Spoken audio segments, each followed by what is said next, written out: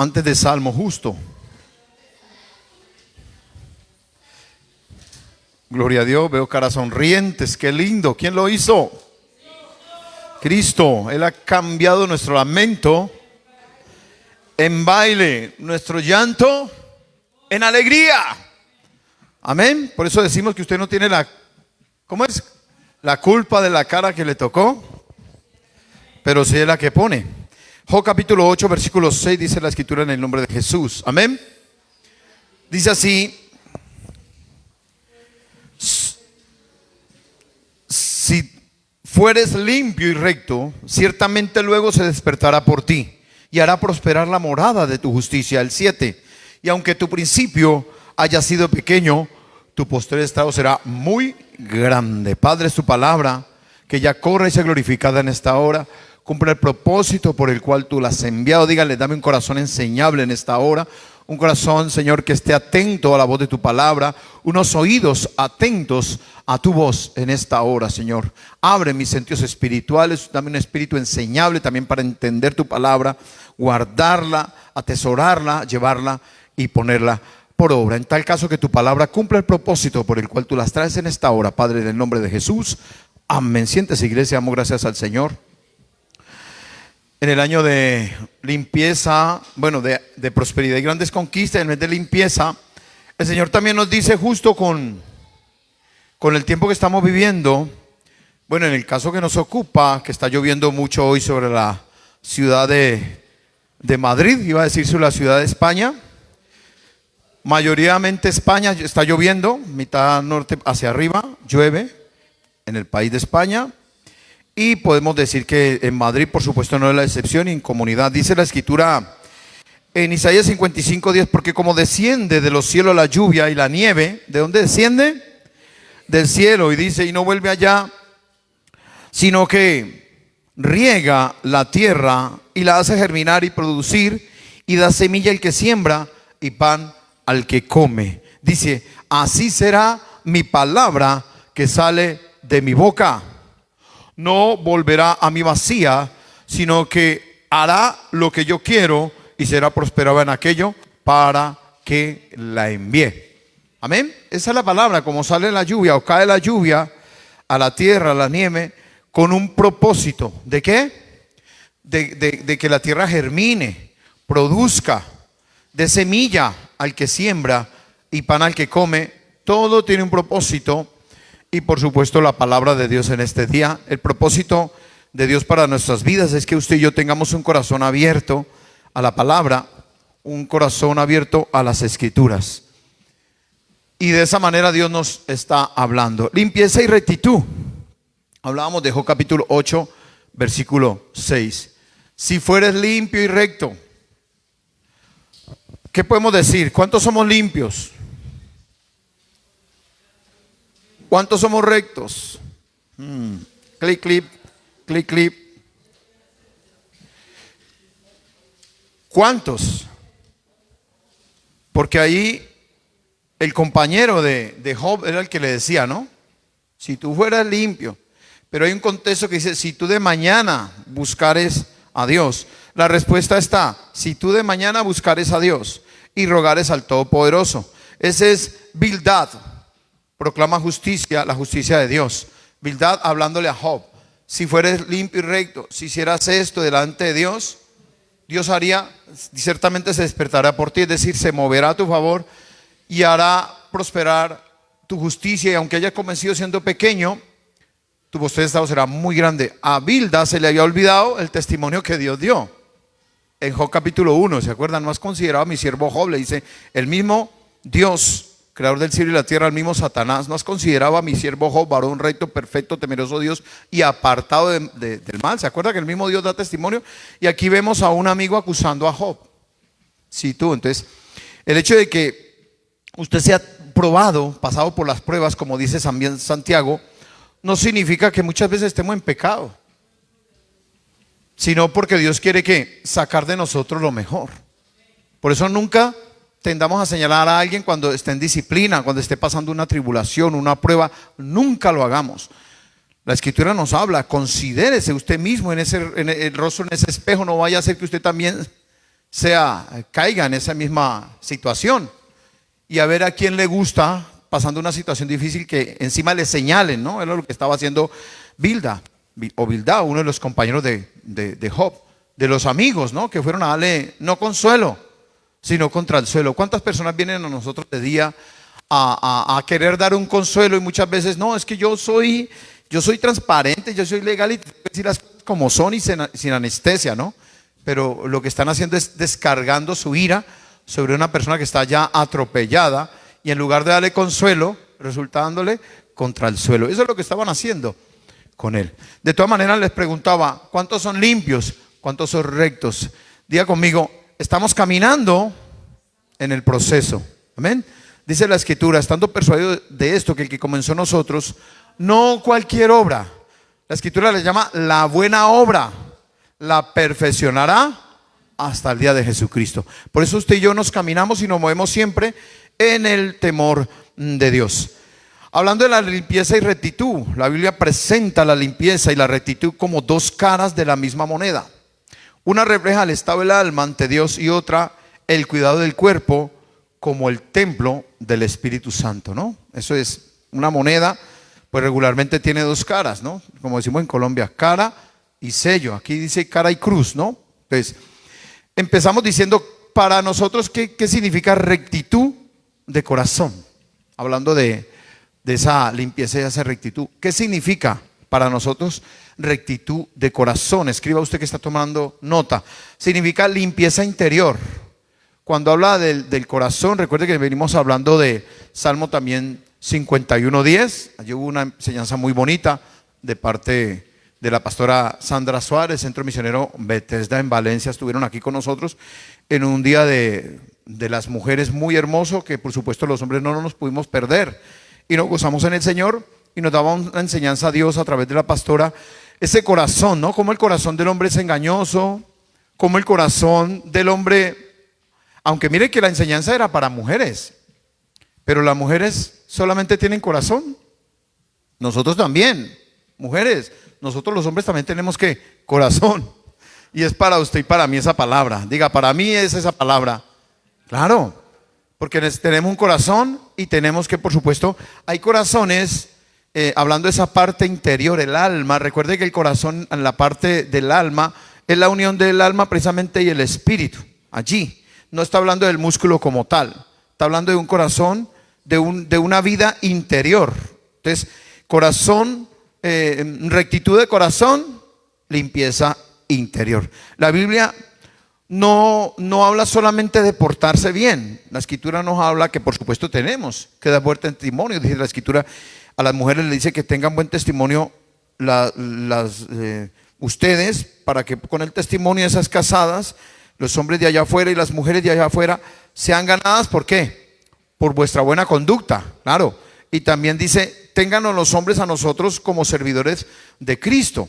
Es decir, somos carta leída y por supuesto tenemos que tener un buen testimonio, precisamente por eso, para no convertirnos en piedra de tropiezo. Entonces, la rectitud bíblica, o que la Biblia nos habla, no es solo portarse bien, sino tener un corazón, ¿cómo? ¿Cómo es un corazón? ¿Cómo cree usted, cómo tenemos ese corazón para acercarnos a Dios? Limpio, contento, humillado, ¿qué más? Un corazón contrito, ¿qué más cree usted para acercarse a Dios? Nosotros el viernes, para los que se pierden la enseñanza de los viernes, les dejo un mensaje. Estuvimos hablando de un corazón. ¿Se acuerda que había la otra vez? Pues uno jugaba, de niño jugaba de las adivinanzas, que no es bueno, porque los adivinos no entran al reino de los cielos. Pero hay una enseñanza muy bonita, que era que uno dibujaba un corazón, dibújelo ahí en su cuaderno, un corazón, y escribe números del 1 al 9. ¿Y qué es eso? Le decían a uno, ¿y esto qué es? Pues descífremelo. ¿Y un corazón qué? Del 1 al 9, ¿qué le falta? Entonces un corazón sincero. Entonces, ¿qué es lo que Dios quiere de nosotros? No es un corazón limpio, no es un corazón recto, no es un corazón, no, Él quiere un corazón sincero. Corazón sincero no significa que sea recto. Un corazón sincero no significa necesariamente estar limpio. Porque imaginen las personas que que tienen pecado y están allá y necesitan a Cristo. ¿Cómo están? Llenos de mugrera, pero ¿qué necesitan? Al Señor. Entonces, lo que Dios necesita de usted y de mí es un corazón sincero. Corazón sincero, un corazón dispuesto. Es decir, un deseo de buscarle a Él. Un corazón sincero y alineado, en esta ocasión, ya procesado con la voluntad de Dios. Alineado y procesado es que lo que dice Filipenses 1:6. Estando persuadido de esto, que el que comenzó en nosotros la buena obra, la perfeccionará hasta el día de Jesucristo. Claro, entonces, también en lo que le decía, el Salmo 51:10, habla de un arrepentimiento, que es lo que estamos viendo con los hermanos, el discipulado. Estamos hablando de la fe y después vamos a hablar de un verdadero arrepentimiento para acercarnos a las aguas. Para el bautizo, estamos dando un discipulado para el bautizo. Si usted está a través de la red y está escuchando, Dios mediante lo vamos a tener el 11 de, ¿qué día cae? Junio, ayúdenme por favor. El 14, creo que es 14 de junio, domingo. Con la ayuda del Señor vamos a estar con un grupo de hermanos bajando a las aguas. Entonces, claro, lo que tiene que haber que un verdadero arrepentimiento, no un remordimiento. Remordimiento es un sentimiento de culpa momentáneo. Por un momento se sintió culpable, me remordió la conciencia, pero luego le pasó y volvió a hacer lo mismo. Sin embargo, un arrepentimiento verdadero es un dolor profundo de haberle fallado a aquel que nos creó. ¿Qué día cae 14? Díganme. Domingo, eso es. Segundo domingo de junio, para que usted tome nota, vamos a tener bautizos con la ayuda del Señor. Entonces, por eso el salmista le decía: crea en mí, oh Dios, un corazón limpio y renueva un espíritu recto dentro de mí. Y él sigue diciendo: devuélveme el gozo de la salvación. Ayer aprendimos algo con las mujeres que les escuché dando esta enseñanza, y es, el salmista no pidió: devuélveme el reino, devuélveme las posesiones, devuélveme la buena fama, porque él ya era rey, ¿se acuerda? Él dice: devuélveme el gozo de la salvación. Cuando una persona está en pecado, hermano, y se aleja de Dios, se siente perdida, abandonada, fuera del propósito de Dios, se siente inmunda. ¿Cómo será eso? Que tocan fondo, ¿no? Terrible. No porque yo sea el mejor aquí, pero lo que pasó con el salmista es terrible. Entonces él no pide: devuélveme mi reino, devuélveme la fama, devuélveme mi buen nombre. No, devuélveme el gozo de la salvación. Claro, porque cuando una persona cae de la gracia, hermano, lo primero que le va es el gozo, la alegría. Esa gracia de Dios se aparta de su vida. Es decir, pasando de ser una persona agraciada, viene a ser una persona ¿qué? Sin gracia, es decir, desgraciadita, como dicen por ahí. Entonces, también esa palabra en el Salmo 51 nos habla de un corazón verdaderamente arrepentido y un corazón limpio, y dice: y renueva un espíritu recto dentro de mí. ¿Por qué? Porque hablando de esa rectitud, ya se había convertido en una curvatura. ¿Se acuerda que lo estuvimos hablando? Lo que significa rectitud, derechura. Y lo contrario de la derechura es la torcedura. Y él sentía que el alma la tenía torcida. Entonces, esta promesa del Salmo 51:10, podemos notar aquí que tiene dos connotaciones. Por cierto, vamos ahí al Salmo 51, para que usted lo vaya mirando. Dice la escritura, el Salmo 51:10. Léalo.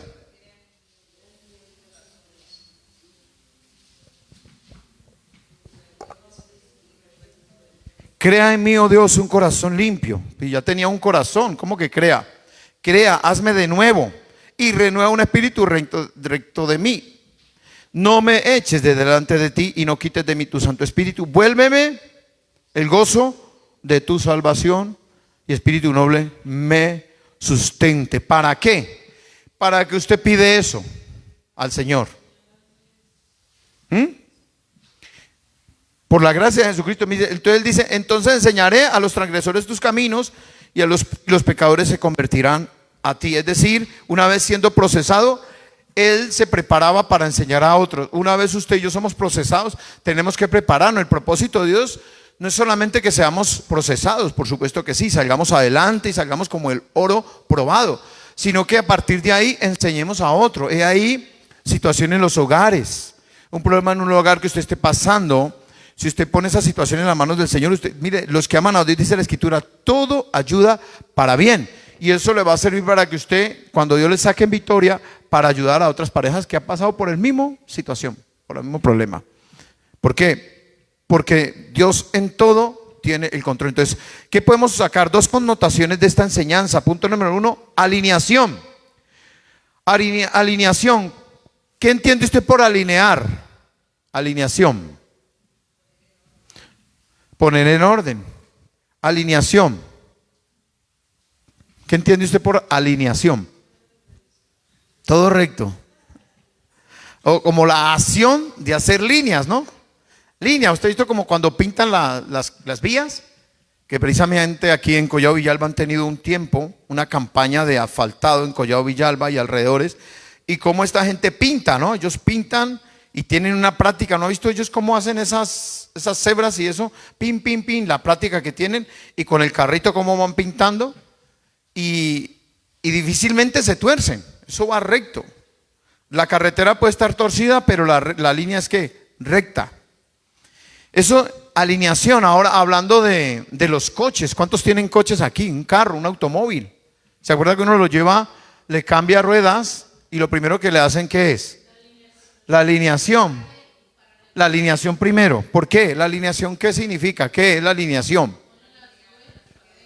Las ruedas pueden quedar así torcidas. Entonces lo que hacen es poner la alineación y luego le hacen el paralelo. Es decir, que todas vayan uniforme. Eso, por ejemplo, en el automóvil, en el coche, es necesario. ¿Por qué? Porque si coloca las ruedas y no le hace la alineación, ellos, ¿usted ha visto cómo le hacen la alineación a los coches, a las ruedas? ¿No se ha parado a mirar alguna vez? Mire, por curiosidad, no por aprender, pues para enseñar, por ejemplo. Ellos la alineación ellos lo ponen, creo que es la alineación, el paralelo, ellos le ponen unos plomos. El paralelo, le ponen unos plomos. Claro, entonces la ponen a rodar y la rueda hace así. Para los que están en el audio, se mueve, se tambalea. Entonces le van poniendo plomos, pin, y ya la rueda menos. Abajo, pin, hasta que la estabilizan. Eso es más o menos el proceso de ¿qué? De alinear una rueda. Hasta que le ponen en su punto, aparte que tienen máquinas y la máquina le va diciendo, quítele 25 de la derecha, de la izquierda, y eso es rápido, pim, pim, pim, pum, sacan la rueda ya alineada. Eso es lo que Dios quiere hacer en nosotros, llevándolo a la enseñanza del Espíritu. Es decir, alineación con la verdad significa derechura sin curvaturas. La rueda no puede quedar así, porque en cuanto usted salga, se puede accidentar. Lo más seguro es que es accidente. Las vías en el asfalto tienen que quedar ¿qué? Rectas, porque aparte de que se ven mal, pues también pueden hacer estropear o perder la visión a alguien. Exactamente. Entonces, eso significa que la alineación, ¿cómo me alineo yo con Dios? Y el problema es que muchas veces pensamos que estamos bien. Hay gente que yo he llevado el coche a hacer la alineación y algunos es que se oyen diferentes rumores o diferentes contextos, digámoslo así, o ideas que tiene cada mecánico. Unos dicen no hace falta que le hagas el paralelo todavía, déjalo que pase un tiempo. Otros dicen no hace falta que hagas paralelo mientras no le pegues a un bordillo con la rueda, no va a pasar nada. Le has pegado a la rueda, le has dado al bordillo, porque si le pegas a un bordillo ya se tuerce, no sé qué. Pues no lo haga. Yo una vez le hice caso al que sabía, al experto, ¿y qué pasó? Las ruedas se las comieron por un lado, me costó un dinero. No tenía ni 20.000 kilómetros y me tocó cambiarlas. Y fui donde el experto y le mostré, mira, esto es lo que tú me decías, ¿qué pasó aquí? Ah, sí, necesita el paralelo. Yo no me puse a decirle nada, pues porque no había nada escrito. Pero claro, yo me quité de ahí, fui a otro sitio, las cambié y le hice el paralelo. El paralelo, otros dicen, tiene que pasar unos 5.000 kilómetros para que lo hagas, si no pierdes el paralelo, etcétera. Se oyen decir varias cosas. Pero en cuanto a lo espiritual, ¿qué piensa usted que es una alineación de corazón? La Escritura dice lo que decía mi hermana ahora, un corazón conforme al de Dios. No es que tengamos un corazón al corazón de Jesús, como dicen muchos por ahí, no. Es que el corazón que usted y yo tenemos, Dios lo acepta. Por eso Jesús era ¿qué? Un hombre conforme al corazón de Dios, es decir, un hombre conforme a la voluntad de Dios. Dios lo había alineado, Dios lo había trabajado, lo había procesado, lo había puesto y lo había pasado por el fuego. Entonces allí, en esa situación, él aprendió. Y por eso la Biblia nos dice a nosotros que es necesario, iglesia. La Escritura me dice a mí que en usted y en mí es necesario que el proceso. La Escritura, hablando del Hijo de Dios, dice que en cuanto aprendió la obediencia, se sujetó. Y cuando aprendió la obediencia, entonces el Señor lo sacó, ¿qué? En victoria, enseñándonos a nosotros. Él mismo se sujetó, ¿a quién? Al Padre. Él mismo se sujetó, dándonos ejemplo a nosotros. Él también se bautizó, dándonos ejemplo a nosotros. No porque necesitase bautizarse, pero nos da, ¿qué? Ejemplo. Entonces, alineación con la verdad, derechura, sin curvatura. Es decir, pasar por el proceso. Usted no puede ir a hacer el examen con las ruedas y punto. No necesita, ¿qué? Un proceso. Yo vengo al Señor con un corazón, ¿qué? Dijimos un corazón, ¿qué? Sincero. Un corazón anheloso, anhela su presencia, su palabra. Cuando yo llegué a los pies de Cristo, pues yo no conocía nada. Tenía mucha religión, mucha información, pero poca o nada relación con Dios. Y eso no significaba que yo no necesitaría la palabra. No, aunque era un joven y no tenía, digámoslo, bueno entre comillas, bueno solo es Dios, necesitaba todo de Dios, porque estaba apartado del Señor. Y si estoy apartado del Señor y si no le conozco a Él, la Escritura me llama que somos, ¿qué? Enemigos. Antes éramos enemigos de Dios. Cuando Él me llama, me mete en cintura, empieza el proceso, dolía, pero me gustaba. ¿Te has visto que hay palabras duras que duele, pero nos gusta? Es un alimento sólido, nos gusta. Pero es la verdad. Me muerdo la lengua, pero es la verdad. Ahí el Señor está, ¿qué? Metiéndonos plomo, pin aquí y allí, nos está equilibrando, nos está buscando, ¿qué? Una estabilidad, una alineación con la voluntad de Dios. Podemos mirar qué es rectitud. Rectitud es el cimiento del trono de Dios. Recuerde que Dios es recto. Dios es recto. Significa una unidad siempre, y va unida siempre a la justicia y a la verdad. Le repito, es el cimiento, la rectitud es el cimiento del trono de Dios, unida siempre a la justicia y a la verdad. Es decir, son inseparables. La justicia y la verdad, no la justicia va por un lado, la verdad por el otro, no, van siempre unidas. Salmo 89, 14, un poquito más adelante, dice la Escritura. Salmos 89, verso 14. ¿Qué dice? Justicia y juicio son el cimiento de tu trono. Misericordia y verdad van delante de tu rostro. Entonces, rectitud es el cimiento del trono de Dios, unida siempre a la justicia y a la verdad. ¿Cómo sabemos nosotros qué es una rectitud en acción? Cuando una persona es recta y está siendo puesta a prueba. Ser recto significa aplicar la justicia en lo cotidiano, la justicia de Dios, no la injusticia. Es que conmigo fueron injustos, yo también soy injusto. No, porque eso no nos compete a nosotros. Es aplicar la verdad de Dios en todas las áreas de nuestra vida, en toda nuestra manera de vivir. ¿Cómo nosotros podemos aplicar la justicia de Dios en nuestro diario vivir? Nosotros lo estuvimos viendo en enseñanzas pasadas. Trabajar en el trabajo, valga la redundancia, y no robar tiempo, por ejemplo. ¿Por qué? Porque Dios nos está viendo. Participar en el colegio, en los exámenes, en la universidad, en el instituto, y no hacer trampa, no hacer chanchullo, no tomar el atajo más fácil. No, porque eso es injusto. Devolver el dinero que a veces nos dan de más. Nosotros el día pasado entramos con mi esposa a un supermercado aquí en Collado Villalba y pagamos en una máquina, pagamos con efectivo, en 3, 4 artículos, pagamos con efectivo.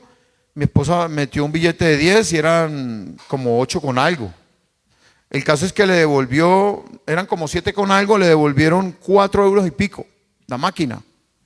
Entonces, esto está raro aquí, ¿por qué? Si tienen que darle 2 con algo, pero aparte una moneda de 2 euros. No era el descuento, entonces algo pasaba aquí. Llamamos a la chica que está allí, que controla. Entonces ella dice, sí, hay algo raro aquí, porque tenía que darte solamente 2 con algo y te ha dado 4 con algo, es decir, una moneda de 2 euros de más. Qué raro, pues ella está todo el día ahí, le pareció raro. Y otra persona, un tercero que andaba con nosotros, nos decía, cállese que eso se lo ha dado Dios. Pero no lo decía en broma, lo decía de verdad. Claro, nosotros aprovechamos esa oportunidad para hablarle. Entonces nosotros le dije yo a la señora, a la dependienta, es que llama, ¿no? ¿Cómo es que llama? ¿A la dependienta? Dependienta o a la cajera, la que estaba allí. Seguramente es que esa moneda era de alguien que en su tiempo, el turno antes, seguramente la persona antes se atascó y no se la devolvió. Me dijo, ah, sí, seguramente, no me han hecho ningún reclamo. Vale, el caso es que eso sirvió ¿para qué? Para enseñarle a esa persona. A mi esposa y a mí sí que nos devuelven dinero de más, en el banco, lo que sea, pero ahí está nosotros, como el corazón ha sido procesado y trabajado en eso, siempre entregar, siempre devuélvalo. Porque escuchamos la otra vez un testimonio en otra iglesia por aquí cerca, hace muchos años, hace como 10 años, de una hermana que, un tiempo de testimonio, salió a dar testimonio, una muchacha, una hermana joven, que yo doy testimonio, mire, acabo de venir un domingo, acabo de venir del cajero, fui a sacar el dinero para traer la ofrenda a la iglesia, y ¿cuál fue la sorpresa? Me sorprendió el cajero porque me dio 50 euros de más, y gloria a Dios, y toda la iglesia aplaudía, wow, aleluya. Con mi esposa nos quedamos mirando, eso está como raro, ¿no? Como que no me cuadra, me parecía lo que había pasado con mi esposa en el almacén este. Claro, después hablamos con los pastores, le dijimos, a mí me parece que hay algo que no cuadra, porque ese billete seguramente se le atascó a otra persona, no se lo dio el cajero y luego lo suelta. Lo normal que es ir al siguiente día, porque era domingo, y entregarlo allá en la oficina. Mire, me pasó esto, aquí está el ticket, me lo da de más. Eso seguramente es una persona. Eso que, no, es que gloria a Dios, Dios me lo dio. No, eso es dinero que no es suyo, devuélvalo. Ahora, si usted encuentra un billete tirado en la calle, pues si esto no es de nadie, no pregunte. Ahí sí no pregunte porque todo el mundo le dice, mío, mío, mío. Escójalo. Claro, eso es otra cosa. Pero si usted vio que le cayó a alguien ahí el billete y usted va y lo tapa, ¿no? Como dijimos el otro día, y pone a silbar y a mirar para todos lados. No, eso es trampa, eso es robar. Eso no tiene nada que ver con la rectitud. Entonces, ser recto significa aplicar la justicia cotidiano, en lo diario. Devolver dinero, que recibe más, aceptar los errores y ser amable incluso en situaciones difíciles. Aceptar los errores. Lo estuvimos mirando también en días pasados, en una de las prédicas. No es fácil reconocer los errores. Y hay personas que les queda fácil reconocer los errores, es una virtud.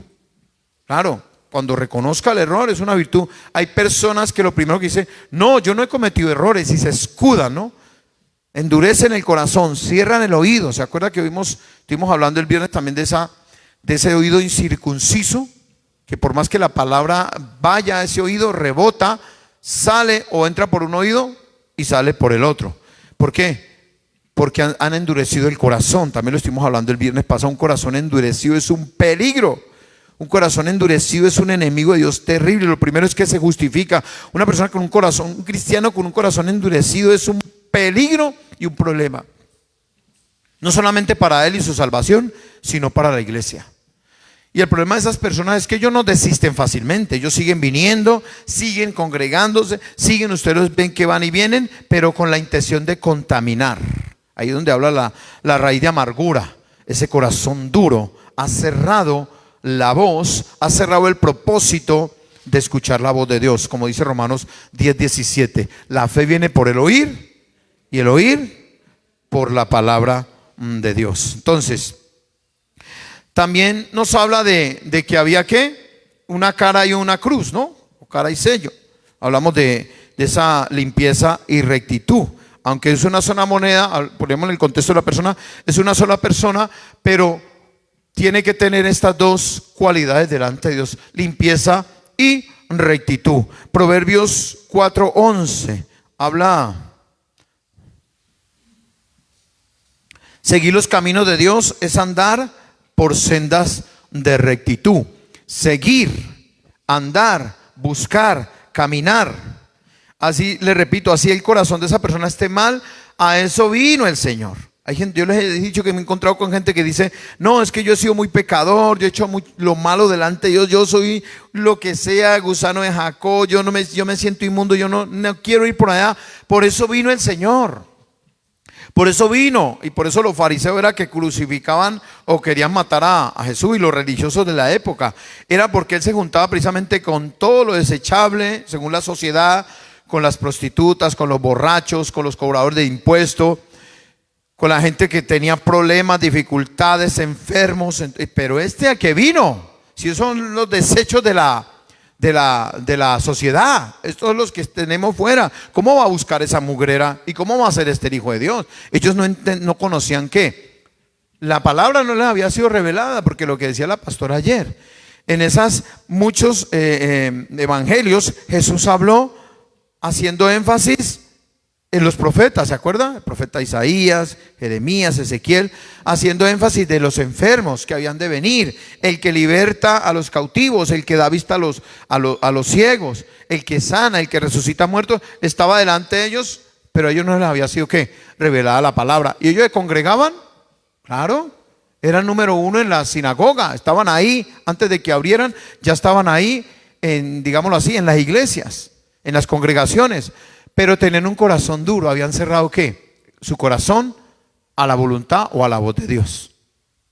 Y seguían viniendo, seguían yendo y seguían ¿qué? Haciendo daño. Entonces, dice la Escritura, seguir los caminos de Dios es andar por sendas de rectitud. Jesús enseñó que bienaventurados los de limpio corazón. ¿Por qué? Mateo 5, 8. ¿Por qué? Porque ellos verán a Dios. Mateo 5, 8, el monte de la bienaventuranza. Mateo capítulo 5, el versículo 8 habla precisamente de ese punto importante. Bienaventurados los limpios de corazón. Nos limpiamos ¿cómo? Con la palabra, siguiendo el camino y las sendas de rectitud del Señor. Por otro lado, también quiero enseñar a la iglesia que tenemos la higiene física, ¿no? La limpieza. Esa higiene, hablábamos la semana inmediatamente anterior, la importancia de la higiene en la casa o en cualquier sitio, y personalmente en nuestro cuerpo es trascendental e importante lo que es la limpieza. Y la Biblia en el Antiguo Testamento nos habla de las leyes de salubridad o de limpieza, nos habla de esas leyes, también de la inmoralidad, etcétera. Aquí en el Antiguo Testamento nos habla de instrucciones sanitarias avanzadas para proteger precisamente ¿qué? A su pueblo de enfermedades. Dios mandaba las leyes sanitarias, y cuidarse y tener esa limpieza era precisamente ¿para qué? Para evitar infecciones, enfermedades dentro del pueblo de Dios. Por eso el bañarse es una bendición. El ducharse, el asearse, es ¿qué? Es una bendición. Entonces, esa enseñanza en el Antiguo Testamento nos vincula con la limpieza física, juntamente con la sanidad. En Levítico capítulo 15, del 4 al 27, no lo vamos a leer por falta de tiempo, pero léalo o póngalo allí, por favor, escríbalo. Levíticos capítulo 15, versículo del 4 al 27, allí nos habla precisamente que se ordenaba mantener los desechos fuera del área de vivienda y cubrirlos para mantener ¿qué? La pureza del lugar. Los desechos de las personas. Había un sitio donde se iba, de ahí nacieron los baños públicos o etcétera, lo que fuera. Iban y sabían que ¿qué? Tenían que tapar para evitar precisamente que las enfermedades se contagiaran o se extendieran. Entonces ahí vemos que en Deuteronomio también 23, del 12 al 14, leámoslo por favor, Deuteronomio, capítulo 23, versículo 12, versículo 12.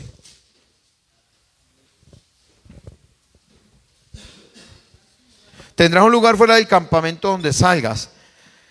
Tendrás también entre tus armas estaca, y cuando estuvieres allí fuera, cavarás con ella, y luego al volverte cubrirás tu excremento, porque Jehová tu Dios anda en medio de tu campamento para librarte y para entregar a tus enemigos delante de ti. Por tanto, tu campamento ha de ser ¿qué? Santo, para que Él no vea en ti cosa inmunda y se vuelva en pos de ti. Esto es una enseñanza física, no está hablando físicamente, literalmente, que había que hacer que las deposiciones y había que cubrirlas, una estaca, una pala, lo que fuera, tapar.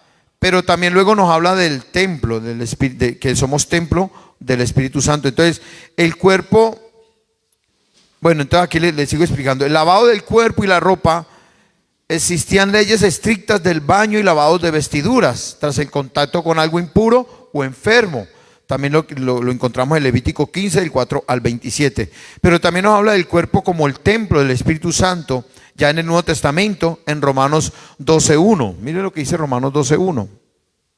Hablando precisamente del cuidado que nosotros seguimos teniendo ya del cuerpo. Ya se entiende que usted se ducha, ya usted tiene una higiene bucal, ya usted se cuida, etcétera. Da por enterado, porque hay algunos como que ríen.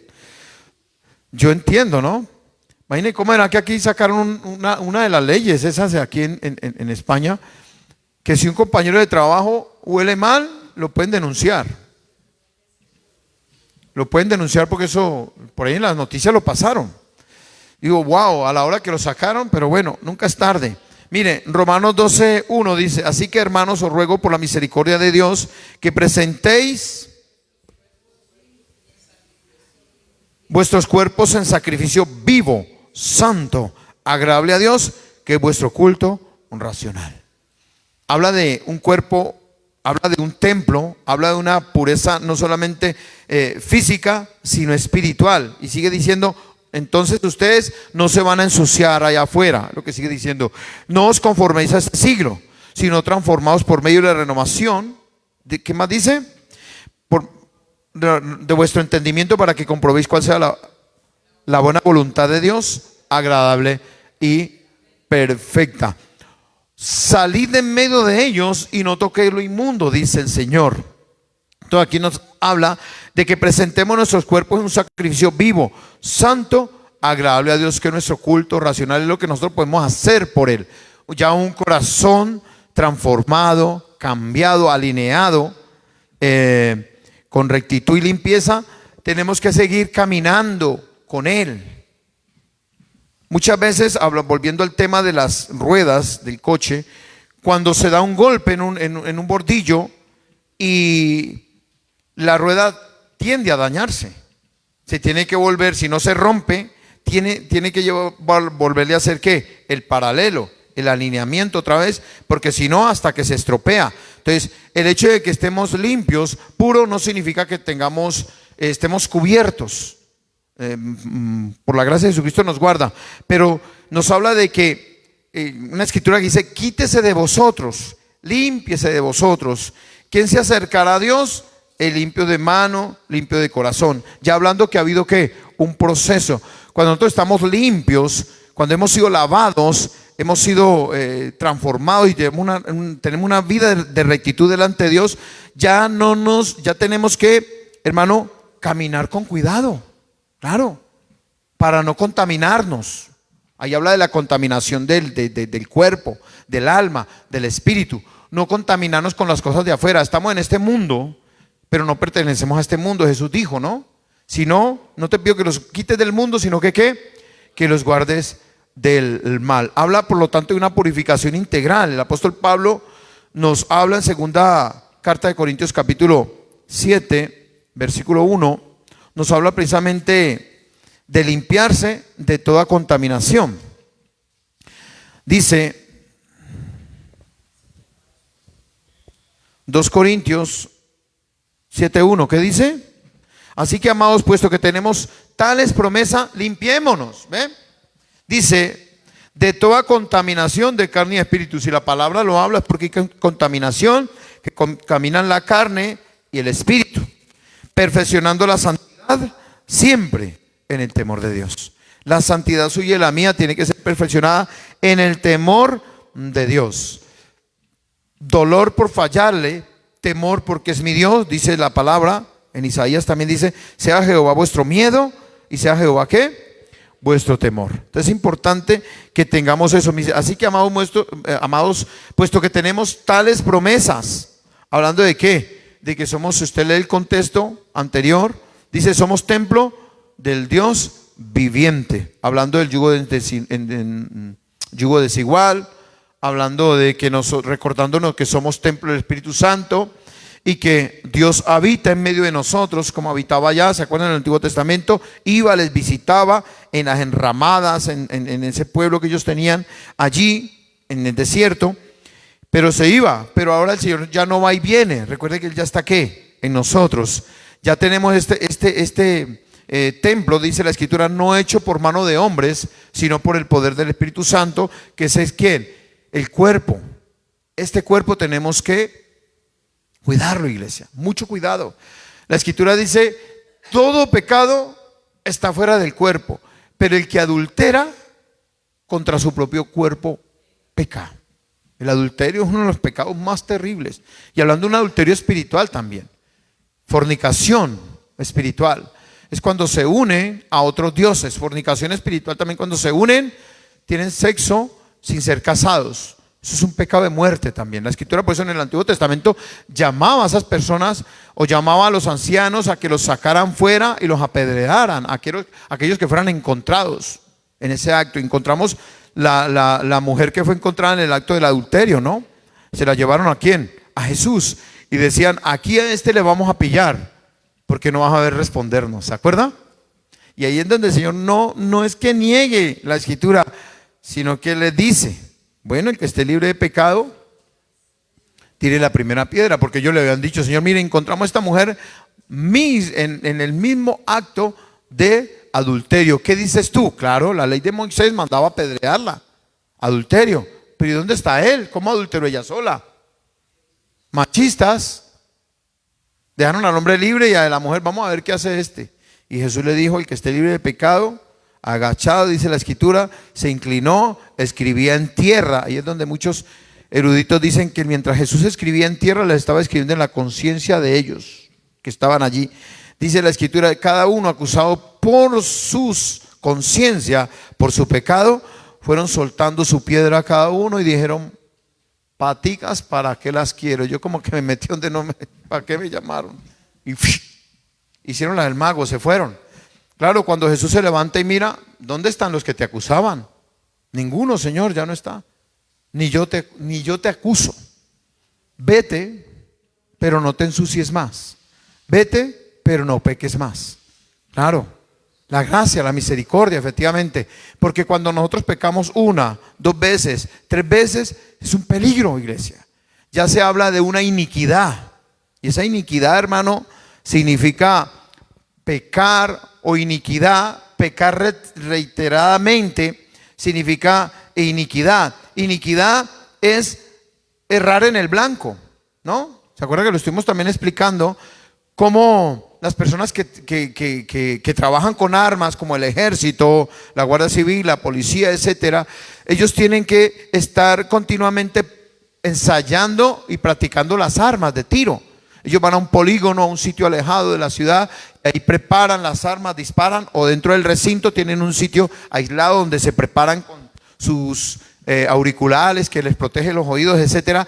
Y ellos con el fin de que ¿qué? De que la mira no se desvíe, la mira que están mirando por ese punto para disparar el arma.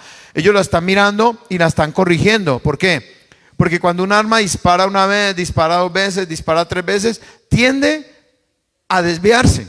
Por muy fina o buena que sea el arma, tiende a desviarse la mira, ya no va a pegar justo donde quiere. Entonces ellos la calibran, vuelven y calibran, le hacen lo que sea. Así es la iniquidad. La iniquidad es cuando una persona peca una vez, peca dos veces, peca tres veces, se desvía del propósito de Dios. Y la Escritura dice que el que practica el pecado, iglesia, no es un hijo de Dios. El que practica el pecado lo llama la Escritura. ¿Cómo lo llama? Hijo del diablo. Tremendo. Dios está hablando en esta mañana. ¿Cuánto lo creen? Iglesia, cuando nosotros fallamos nos tiene que doler, hermano. Le fallamos a Él, al que nos creó, al que nos hizo, al que nos conoce. Claro, nos tiene que doler. Si a usted no le duele, es un peligro. Porque se volvió un corazón ¿qué? Insensible, corazón duro, un corazón incircunciso, un oído incircunciso. Ya no oye lo mismo como antes. A mí me tiene que doler. Cuando yo cometo un error, me tiene que dar un espanto que no me deja ni dormir. Pero si lo dejamos pasar, el corazón se endurece. Y un pecado lleva a otro pecado. Mucho cuidado con eso, hablando de una limpieza y rectitud. Entonces, la Biblia no solo ofrece mandamientos espirituales, sino que también establece una estructura práctica para vivir con dignidad y tener salud. Entonces, aquí nos habla de esa limpieza del Antiguo Testamento. La limpieza no era opcional, era una forma de reconocer la presencia de Dios en medio del campamento. Por eso la Escritura nos habla de que Dios es un Dios de orden. Orden significa limpieza, desorden significa caos, mugre y toda especie de mal. Entonces ellos tenían, como les decía yo ahora, la gestión de residuos. Debían salir fuera del campamento, como lo leímos ahora, para sus necesidades y cubrir los desechos con tierra utilizando una pequeña pala o, como dijimos, hay una vara. Esto evitaba focos de infección y mantenía la pureza en lugar donde Dios andaba entre ellos. También nos habla la Escritura que tenían lavado de manos. Por eso eran las leyes que los religiosos de la época los llevaban a rajatabla, ¿no? Miren el lavado de manos tradicional. Antes de comer era costumbre verter agua sobre las manos, aunque los fariseos lo convirtieron en un ritual rígido. Su origen era práctico y sanitario, dado que se comía con las manos. No existían los cubiertos todavía, o se comía directamente con las manos. Entonces, también ellos en un momento, cuando los discípulos comieron con las manos, ellos lo acusaron a Jesús. ¿Por qué comen con la mano? Ahí es donde le dicen, no es que lo que entre contamina al hombre, sino que lo que sale. Lo que sale es lo que ellos dicen, pero como si la Biblia no me, dirían ellos, la Torah no me habla a mí de lo que sale. Pues Jesús les estaba confirmando, la Torah estaba delante de ellos y le estaba confirmando. Es que no es lo que entra, porque ellos se cuidaban. ¿Usted no ha visto que hay gente que es muy milindrosa? Y cuidarse está bien, claro. Lavarse las manos, hacerse un lavado de manos. Incluso con la pastora en estos días nos hicieron unos exámenes aquí en la biblioteca, que a veces pone el autobús. Nos llamaron, nos tomaron la presión arterial, nos pincharon lo de la sangre y también nos enseñaron a lavarnos las manos. ¿Quién lo creyera? Uno piensa que lava bien y uno tiene que saber lavarse bien las manos. Lavarse las manos, pues eso habla de más o menos así. Es una técnica. Te ponen el gel aquí y es así, pero hay que hacer así.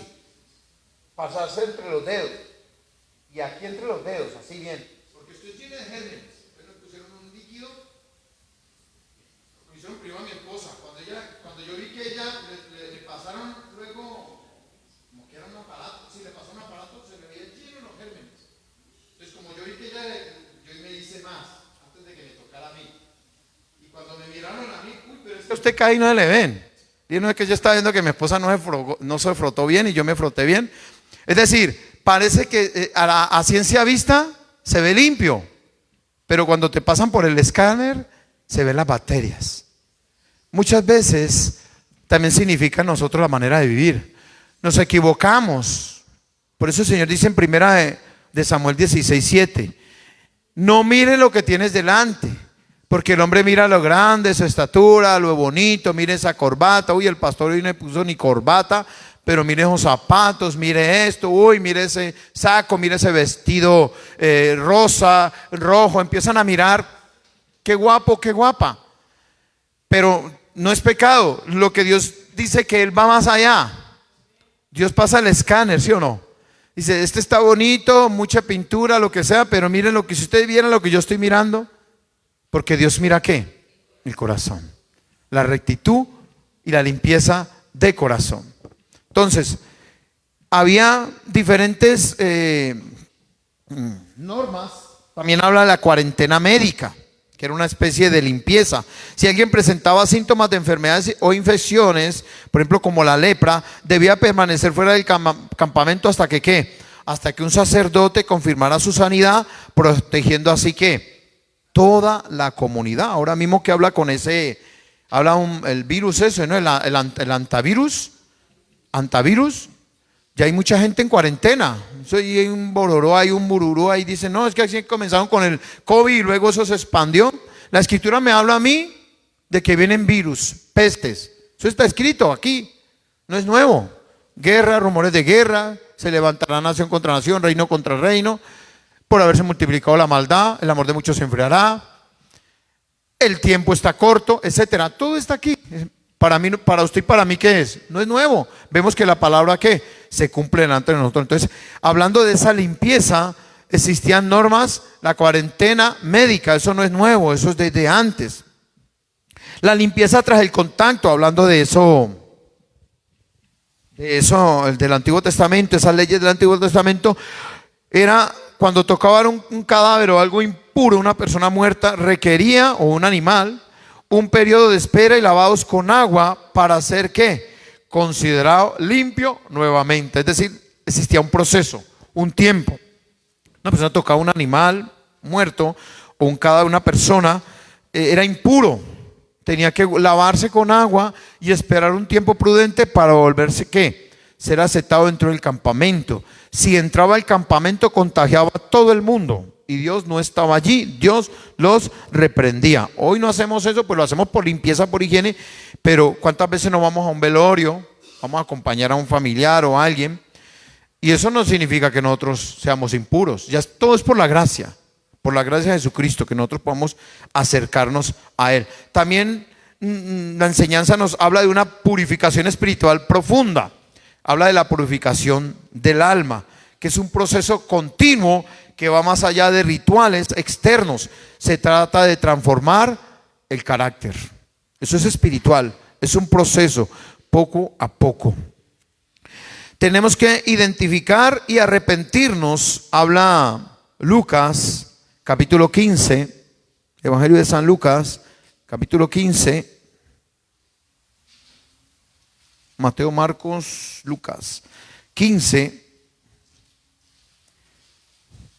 capítulo 15, versículo 18, dice: me levantaré, iré a mi padre y le diré: Padre, he pecado contra el cielo y contra ti. Ya no soy digno de ser llamado tu hijo. Hazme como uno de tus jornaleros. Es decir, me ensucié. Él se ensució. El hijo pródigo está hablando aquí, ¿no? Cómo se mezcló, cómo se embarró, cómo se metió en una vida terrible. Bajó tan bajo que tocó fondo. No, lo siguiente.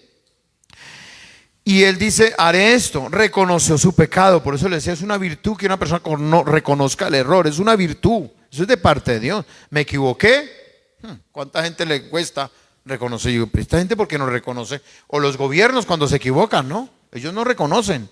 Porque si reconocen, es un síntoma de ¿qué? De debilidad. Soy débil, me van a sacar de aquí, soy un cobarde. No, eso no es. Para el mundo sí. Para nosotros en Cristo Jesús es una virtud que solo lo coloca el Señor. El hijo pródigo, por lo tanto, ¿qué hizo?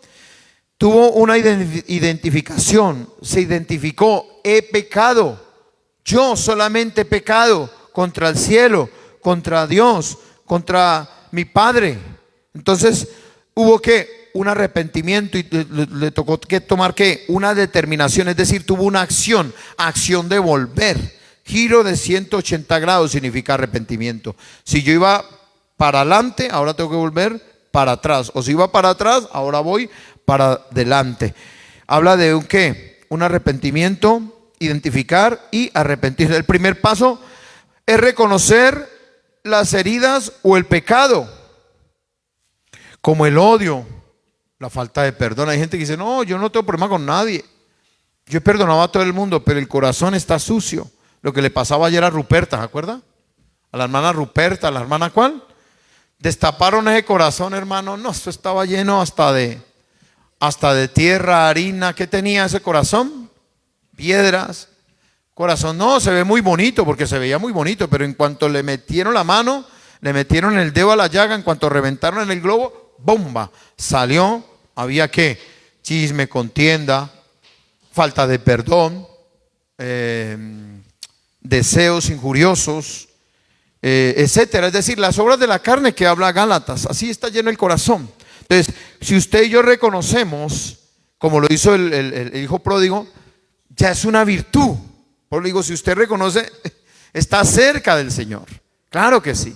Porque el Señor muchas veces les decía a algunos les dijo: no estás muy lejos del reino. Es decir, están reconociendo, te falta un paso. Vaya, acércase, muévase. Tome una determinación, dice la Escritura: determinarás una cosa y te será firme, y sobre tus caminos resplandecerá la luz. Entonces, la gente tiene odio, tiene falta de perdón, cuando lo primero que tenemos que hacer que reconocer las heridas, el pecado, que ensucian el corazón y bloquean, por supuesto, la relación con Dios. La persona se bloquea. ¿Cómo nosotros podemos limpiar? La sangre de Jesucristo. Recuerde que la sangre de Jesucristo es un limpiador instantáneo. Nada puede limpiar tan limpio como la sangre de Jesucristo derramada en la cruz del Calvario por usted y por mí. Es un acto de ¿qué? De fe. Acercarme, confesar, porque cuando usted confiesa el pecado, usted lo tiene que aceptar. Ya el Señor me perdonó, por lo tanto no lo vuelvo a hacer, me perdonó, me siento perdonado. Hay gente que no se siente perdonada, entonces no funciona. El limpiador o la sangre de Jesucristo para nosotros, por lo tanto, es que un limpiador instantáneo. Dice en el Nuevo Testamento, la purificación definitiva de la conciencia, aunque viene por el agua, es por el sacrificio de Jesús, que limpia las culpas del pasado. Jesús dijo en Juan 15:3, ya vosotros estáis limpios por la palabra. Mire, esta palabra es una bendición, es una ricura. Este es el mejor jarabe que nosotros podemos tomar. Esta es la mejor pastilla de cristomicina que usted y yo nos podemos tomar. La palabra de Dios constantemente limpia, nos va quitando, hermano. ¿Usted no ha visto que de un momento a otro siente una pasión por leer la palabra? ¿Eso lo produce quién? El Espíritu Santo. Hebreos 9:14. Esos son un proceso que Dios quiere lograr en nosotros a través de ¿quién? De su palabra. Hebreos 9:14. ¿Qué dice? Cuanto más la sangre de Cristo, el cual mediante el Espíritu eterno se ofreció a sí mismo sin mancha a Dios, limpiará vuestras conciencias de obras muertas para que sirváis al Dios vivo. ¿Cuánto más? Hablando de esos sacrificios de macho cabríos que había en el Antiguo Testamento, limpiaba al pueblo. Dios aceptaba eso cuando el sacerdote ofrecía eso anualmente, y el Señor aceptaba esa expiación. Cuánto más la sangre de su Hijo Jesucristo, iglesia, derramada en la cruz del Calvario por usted y por mí, sin relación con el pecado, como dice Hebreos 4:14. Por tanto, teniendo un gran sumo sacerdote que traspasó los cielos, Jesús, el Hijo de Dios, retengamos nuestra profesión. Nos toca a nosotros retener lo que Dios ha hecho en nosotros, el llamado, la profesión, la vocación, lo que Dios ha hecho en nosotros. Dice, porque no tenemos un sumo sacerdote que no se compadeciese, que no pueda compadecerse de nuestras debilidades. No tenemos a cualquiera, sino uno que fue tentado en todo según nuestra semejanza, dice la Escritura, pero sin pecado. Cordero sin mancha, sin pecado, sin contaminación. Entonces ahí viene el 16, cuando hemos sido lavados, tenemos rectitud, hemos sido limpios. Entonces ahí sí dice el 16, acerquémonos ahora sí, iglesia. Nos acercamos delante del Padre por la gracia de Jesucristo. Dice, pues confiadamente al trono de la gracia para alcanzar misericordia y hallar gracia para el oportuno socorro. Cuando usted y yo nos acercamos por la limpieza de Jesucristo, la sangre derramada en la cruz del Calvario, al Padre, el Padre ya no nos ve a nosotros, ve a quién, a Jesucristo su Hijo. Por eso Él nos acepta. Ven, hijo mío, ven, hija mía. Entonces, dicho eso, acercarse a Dios con un corazón puro implica una búsqueda sincera de Dios, libre de doblez, sin hipocresía. Bueno, hablamos de esa moneda que tiene dos caras, ¿no? Hay gente que tiene dos caras. Vive un momento cuando está delante de los demás, vive de una manera, pero cuando está solo, vive de otra manera. Cuando está con ciertos grupos, vive de otra manera. Deja ver verdaderamente lo que es. Y es lo que estamos aprendiendo. Un corazón limpio implica una búsqueda sincera de Dios, libre, sin doblez, sin hipocresía y pecado, permitiendo que la gracia transforme nuestras motivaciones y acciones. ¿Qué significa acercarse a Dios con un corazón puro, ya transformado? Cultivar integridad, humildad y un deseo genuino de amarle y obedecerle. Un deseo que eso lo produce ¿quién? El Espíritu Santo. Él produce en nosotros el querer como el hacer por su buena voluntad. Entonces, puro, ¿qué significa puro? Sinceridad y fe. Ahí es donde la hermana decía un corazón puro. Ya este corazón está siendo renovado, transformado. Ahí sí, tiene que ser ¿qué? Esa pureza. Cuando se falla, ir al Señor. No que usted lo haga voluntariamente, ni que quiera, ni que piense que Dios es alcahueta, porque eso es otra cosa. No se equivoque. Entonces, acercarnos con un corazón sincero y una fe firme, habiendo limpiado la conciencia de mala intención, teniendo un arrepentimiento y humildad. La persona que reconoce sus errores es una persona humilde. Jesús dijo: aprended de mí que soy ¿qué? Manso y humilde de corazón, y hallaréis descanso para vuestras almas. Cuando la persona no reconoce ese arrepentimiento y esa humildad en su vida, es una persona que no tiene paz. Es una persona que no tiene descanso. En el que dice: y hallaréis descanso para vuestras almas. Es una persona que el alma está cansada. Reconocer también que nosotros somos dependientes de Él. Reconocer que somos pequeños delante de Dios, pidiendo su misericordia y levantándonos con su ayuda. Y renunciar, por supuesto, a lo terrenal. Ese orden, ese orden piramidal, ¿no? Primero Dios, segundo ¿quién? Segundo Dios, tercero Dios, siempre Dios. Pero los que somos casados, primero Dios, segundo la familia, tercero el ministerio. Amén, no se equivoque. Ese orden piramidal no lo vaya a querer saltar ni cambiarlo, porque se mete en problemas con el diseñador. Dios lo diseñó y tiene que ser así. La Escritura nos dice a nosotros: busquemos primeramente ¿qué? El reino de Dios y su justicia. Jesús le dijo a Pedro: pone la miras en las cosas de arriba, porque miran las cosas de la tierra, ¿no es que son perecederas? Eso es lo que significa no desistir de lo que usted tiene material, sino que su corazón no esté puesto en las cosas efímeras. Entonces, lo que Dios quiere, un corazón puro, siempre la Escritura lo está asociando ¿a quién? Mateo 19:14, vamos ahí. Un corazón puro, ¿a quién lo asocia la Escritura? Mateo 19:14.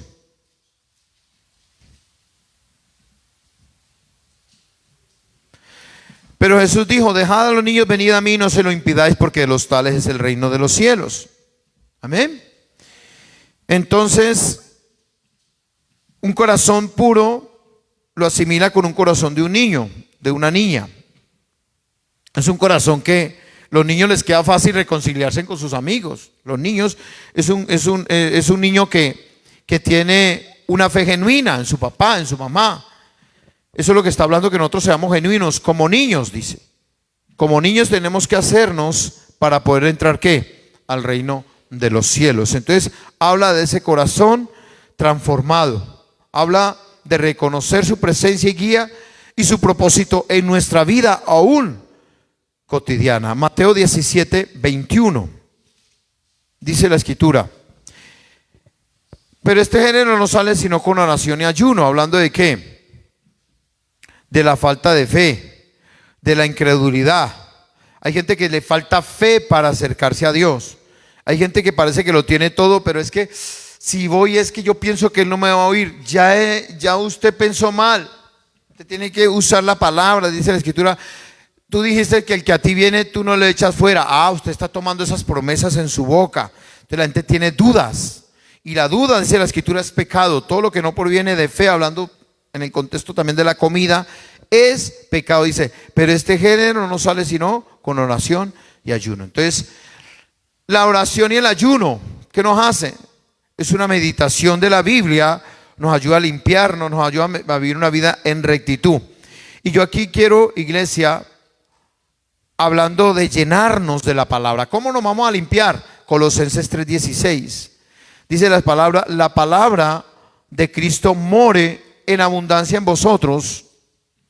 Dice: la palabra de Cristo habite, viva conmigo, no de a poquito, no cuando me acuerdo, entonces leo una promesa y me voy. No, en abundancia es mucho, sobreabundancia, dice la Escritura, en vosotros, enseñándoos y exhortándoos unos a otros con toda sabiduría, cantando con gracia en vuestros corazones al Señor con salmos e himnos y cánticos espirituales. Entonces, la limpieza y la rectitud en nosotros se logra a través de la Escritura, la limpieza por la palabra, por la sangre de Jesucristo, la confesión de los pecados también implica el estudio de la palabra. Estamos estudiando, haciendo un discipulado,